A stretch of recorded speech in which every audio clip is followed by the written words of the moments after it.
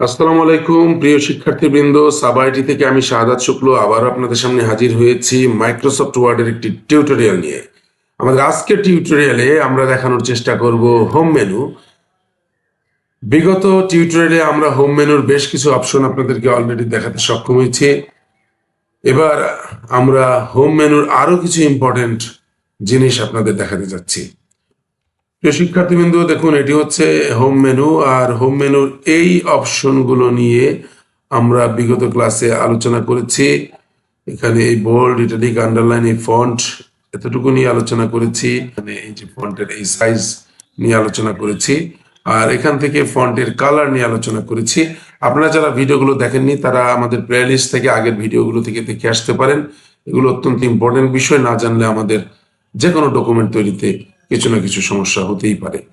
তো আজকে আমরা যেগুলো দেখানোর চেষ্টা করব সেটা হচ্ছে, প্রিয় শিক্ষার্থীবৃন্দ দেখুন এইখান থেকে এই অপশনগুলো যেখানে রয়েছে সুপারস্ক্রিপ্ট, সাবস্ক্রিপ্ট, স্ট্রাইক থ্রো, তারপরে এখানে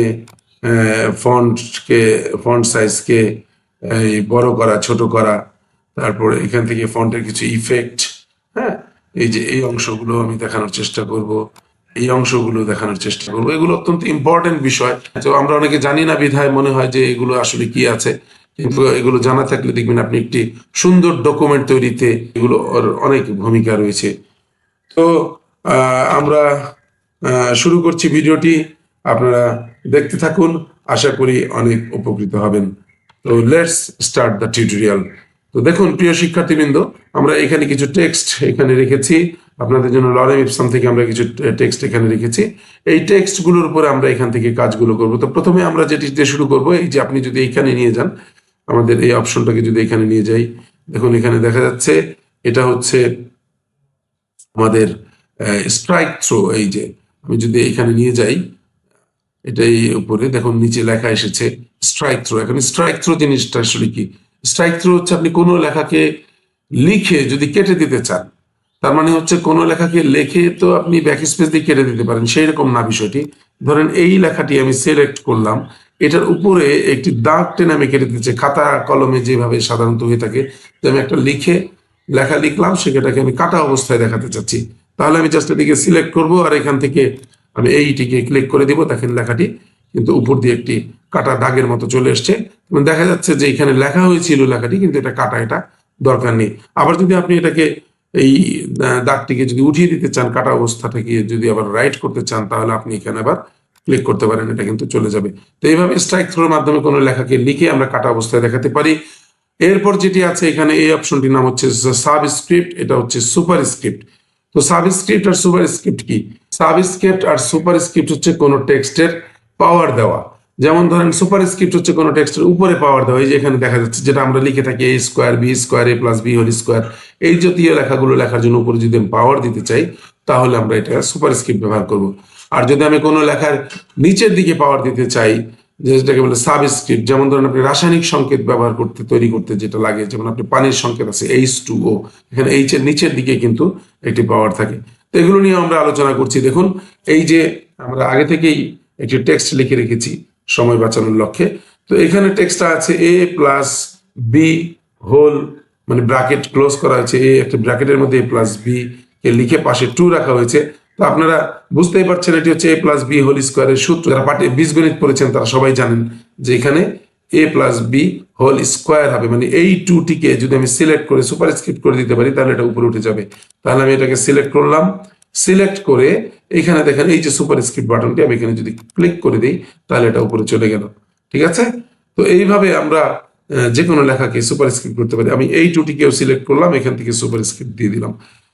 তো এইভাবে করে আমরা এই করতে পারি। আবার এই 2টি দেখেন, এটার একটি কিবোর্ড কমান্ডও রয়েছে। যদি কন্ট্রোল শিফট ধরে কিবোর্ড থেকে আমি যদি ইকুয়াল বাটনটি প্রেস করি, মানে সমান সমান বাটনটি, তাহলে কিন্তু এটা সুপারস্ক্রিপ্ট হয়ে যায়। তার মানে এটা আমাদের কিবোর্ড কমান্ডে আমরা করতে পারবো, আর ম্যানুয়ালি মাউস দিয়েও আমরা এখান থেকে করতে পারবো। এখানে নিয়ে গেলেই যে আমার কিবোর্ড কমান্ডটি কিন্তু এখানে শো করছে। পাশাপাশি এখন এখানে যদি ধরেন আমরা আবার কন্ট্রোল শিফট কি করে নিচে চলে আসি, দিয়ে আমি যদি এখানে পানির সংকেত লিখতে চাই, এটা রাসায়নিক সংকেত লিখতে চাই, ধরেন আমি লিখলাম H2O, তাহলে এই সংকেতের মধ্যে আমরা জানি যে এই 2টি নিচের দিকের একটি পাওয়ার হিসেবে আমাদের লাগবে যে রাসায়নিক সংকেত লিখতে হলে পানির সংকেত হবে এটি। তাহলে এখান থেকে আমি এই সাবস্ক্রিপ্ট টুটিকে সিলেক্ট করলাম, টু সিলেক্ট করে আমরা এখান থেকে সাবস্ক্রিপ্টে ক্লিক করে দিলে দেখুন এটা নিচের দিকে চলে গেছে এবং এটি একটি পানির সংকেতে পরিণত হয়েছে। আবার যদি আমি ধরেন কার্বন ডাই অক্সাইডের সংকেত লিখতে চাই CO2, তাহলে এখনো টুটিকে নিচে নিয়ে যেতে হবে। এটাকে আমরা কিবোর্ড কমান্ডের মাধ্যমে করতে পারি। কিবোর্ড থেকে কন্ট্রোল চেপে ধরে ইকুয়াল বাটনটি প্রেস করলে এটা নিচের দিকে চলে যাবে। এভাবে করে আবার কন্ট্রোল ইকুয়াল দিয়ে এটিকে ঠিক করছি। এইভাবে করে আমরা এখান থেকে সুপারস্ক্রিপ্ট সাবস্ক্রিপ্ট ব্যবহার করতে পারি। তো এই হলো আমাদের স্ট্রাইক, থ্রো, সুপারস্ক্রিপ্ট, সাবস্ক্রিপ্ট। তো দেখতে পাচ্ছেন শিক্ষার্থীবৃন্দ, এখানে আমাদের এইখানে দেখেন একটি বড় ক্যাপিটাল A লেটারের মতো দেখা যাচ্ছে। এখানে লেখা আছে গ্রো ফন্ট, পাশেরটাতে লেখা আছে শ্রিঙ্ক ফন্ট, মানে ফন্ট সাইজকে আপনি যদি বড় ছোট করতে চান তাহলে এইখান থেকে আমরা বড় করতে পারি। তবে এগুলো এখানে একটু বলে রাখি, এটির আরো একটি কমান্ড রয়েছে, তবে সেটার থেকে এটা একটু ভিন্ন। দেখুন এখানে আমি যদি এই লেখাগুলোকে সিলেক্ট করি, এই টেক্সটটাকে সিলেক্ট করি, সিলেক্ট অবস্থায় আমি যদি এই গ্রো ফন্টে দিই তাহলে কিন্তু ফন্টটা 2 সাইজ করে বড় হচ্ছে। যেমন এখানে দেখেন এই ফন্ট সাইজ 12 রয়েছে, আমি যদি এখানে দিই তাহলে 14 হয়ে যাচ্ছে, 14 হয়ে যাচ্ছে। আমি যদি আবার দিই এখানে 14 থেকে 16 হয়ে গেল। আমি এইভাবে করে এটাকে প্রতি ক্লিকে প্রায় 2 করে বাড়ছে। হ্যাঁ, আবার যদি আমি এখানে শ্রিঙ্ক ফন্টে ক্লিক করি, যেটা 2 সাইজ করে কমে আসবে, 2 পয়েন্ট করে কমে আসবে। তো এখন এটার কিবোর্ড কমান্ড রয়েছে, দেখুন আপনি এখানে দেখতে পাচ্ছেন কন্ট্রোল ধরে অ্যাঙ্গেল ব্র্যাকেট, রাইট সাইডের অ্যাঙ্গেল ব্র্যাকেট যদি দিই তাহলে আমি কন্ট্রোল কিবোর্ড থেকে কন্ট্রোল ধরলাম, আর রাইট সাইডের অ্যাঙ্গেল ব্র্যাকেট দেওয়ার জন্য শিফট ধরে আমাকে অ্যাঙ্গেল ব্র্যাকেটটি কিন্তু প্রেস করতে হবে। তাহলে আমি কন্ট্রোল শিফট ধরে অ্যাঙ্গেল ব্র্যাকেটের এই বাটনটিকে কিবোর্ড থেকে চাপলে 2 পয়েন্ট করে বড় হচ্ছে। আবার লেফট সাইডের অ্যাঙ্গেল ব্র্যাকেটটি দিলে কিন্তু এটি আস্তে আস্তে ছোট হচ্ছে 2 পয়েন্ট করে। তো এই হচ্ছে আমাদের ফন্ট সাইজ গ্রো করা আর শ্রিঙ্ক করা।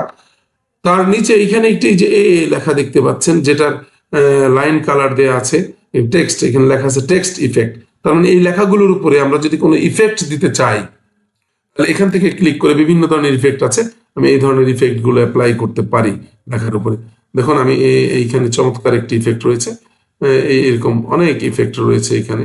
আমরা এই ইফেক্টটি দিলাম, দিয়ে আমি ক্লিক করে দিচ্ছি, তাহলে লেখাগুলো আমার এরকম হয়ে গেল। এইভাবে যদি আপনি আরেকটি লেখাকে এখান থেকে সিলেক্ট করেন, সিলেক্ট করে যদি আপনি মনে করেন যে আমি ভিন্ন একটি ইফেক্ট দিব, আপনি এইখানে এই ইফেক্ট দিতে পারেন, এটা দিতে পারেন। হ্যাঁ, আমি এই ইফেক্টটি দিলাম।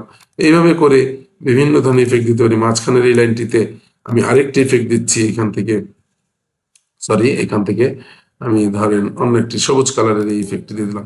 এইভাবে করে আমরা এখানে বিভিন্ন টেক্সটের উপরে বিভিন্ন ধরনের ইফেক্ট দিতে পারি। তো এই ছিল আমাদের টেক্সট ইফেক্ট। তো পাশাপাশি দেখুন এখানে যে আমাদের যে ফন্ট কালার, এই ফন্ট কালারটি কিন্তু আমরা আগেই দেখিয়েছি যে কিভাবে কালার দিতে হয়। কালারের উপরে এখানে আমাদের একটি বাটন রয়েছে, যেটা হচ্ছে ক্লিয়ার ফরম্যাটিংস। এই যে আমরা ফরম্যাটিংস গুলো ব্যবহার করলাম, এই ফরম্যাটিংস গুলোকে সিলেক্ট করে আমি যদি ফরম্যাটিংস গুলো ক্লিয়ার করে দিতে চাই, মুছে দিতে চাই, লেখাগুলোকে একেবারে রেগুলার করে ফেলতে চাই, তাহলে আমি এখানে জাস্ট ক্লিক করে দিব, তাহলে কিন্তু এটা আগের মতো হয়ে যাবে। হ্যাঁ, এটা আরেকটি কমান্ড এটি রয়েছে, যেটা হচ্ছে কিবোর্ড থেকে যদি এই কাজটি আপনি করতে চান। দেখুন এখানে কিন্তু কিবোর্ডের কমান্ডটি লেখা নেই। হ্যাঁ, সবগুলো কিবোর্ডের শর্টকাট কমান্ড গুলো লেখা থাকে না, ক্লিয়ার ফরম্যাটিং এর কমান্ডটি লেখা নেই। আমি আপনাদের বলে দিচ্ছি, কিবোর্ড থেকে কন্ট্রোল বাটন চেপে ধরে আপনি যদি স্পেস বাটনটি প্রেস করেন তাহলে কিন্তু ক্লিয়ার ফরম্যাটিং হয়ে যাবে। এভাবে আমরা যে কোনো ফরম্যাটিং, একটা টেক্সটের উপরে যদি অনেকগুলো ইফেক্ট দেওয়া থাকে বা ফরম্যাটিংস দেওয়া থাকে, সেগুলোকে দূর করতে একটু সময় লাগে, তো আপনি এক ক্লিকে বা এক কমান্ডের মাধ্যমে এটা কিন্তু আপনি দূর করে দিতে পারেন। এরপর এখানে আছে দেখেন এই যে পাশে চেঞ্জ কেস, তার মানে লেখার যে স্টাইল, কেস, চেঞ্জ কেস যদি আপনি চেঞ্জ করতে চান।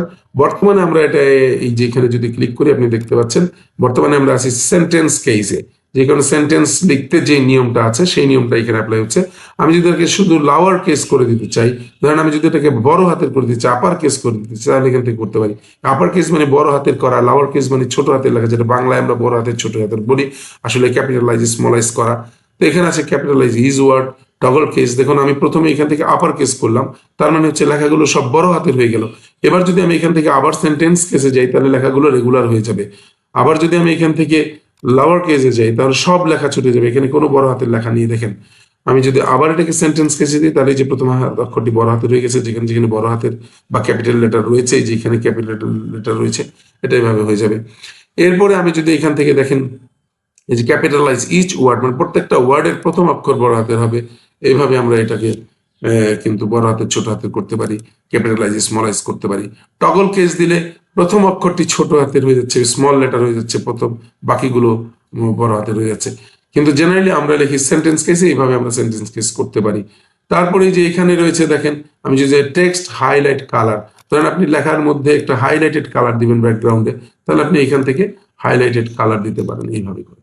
এরকম বিভিন্ন ধরনের কালার আছে, আপনি অন্য কালার দিতে পারেন। ঠিক আছে, লেখাগুলো সিলেক্ট করলেন, করে আপনি এখান থেকে কালার দিয়ে দিলেন, অথবা ওটাকে ডাইরেক্ট ক্লিক করে আপনি এইভাবে করে টেক্সটের হাইলাইট করে দিতে পারেন এই যে। ঠিক আছে, তো এই ছিল আমাদের আজকের টিউটোরিয়াল। আমি এর থেকে আরো বেশি কিছু এখানে দেখাতে পারতাম, কিন্তু ভিডিওটি অনেক বড় হয়ে যেত, সেই ক্ষেত্রে আপনাদের দেখতে অসুবিধা হতো, তাই আমি ছোট ছোট করে দেখানোর চেষ্টা করছি। আসলে এই হোম মেনুটির মধ্যে অনেক ইম্পর্টেন্ট কাজ রয়েছে, যেগুলো না জানলে আপনি কিন্তু একটি সুন্দর ডকুমেন্ট তৈরি করতে সক্ষম হবেন না কিছুতেই। অ্যাডভান্স লেভেলে কাজ করতে হলে আমাদের খুঁটিনাটি বিষয়গুলো জানতে হবে। শুধুমাত্র মেইন কয়েকটি বিষয় জেনে কিন্তু আপনি অ্যাডভান্স লেভেলের ইউজার হতে পারবেন না, আপনার পাস মার্কস আসবে। তো প্রিয় শিক্ষার্থীবৃন্দ, আশা করি আমাদের ভিডিওটি আপনাদের ভালো লেগে থাকবে। যদি মনে করেন যে ভিডিওটি আরো অনেক মানুষের উপকারে কাজে আসতে পারে, তাহলে তাদেরকে জানানোর জন্য আপনারা লাইক শেয়ার দিয়ে ভিডিওটি প্রচার করতে পারেন। আর আমাদের পরবর্তী ভিডিও দেখার জন্য সাবস্ক্রাইব বাটনে ক্লিক করে রাখতে পারেন। তো ধন্যবাদ সবাইকে, আসসালামু আলাইকুম।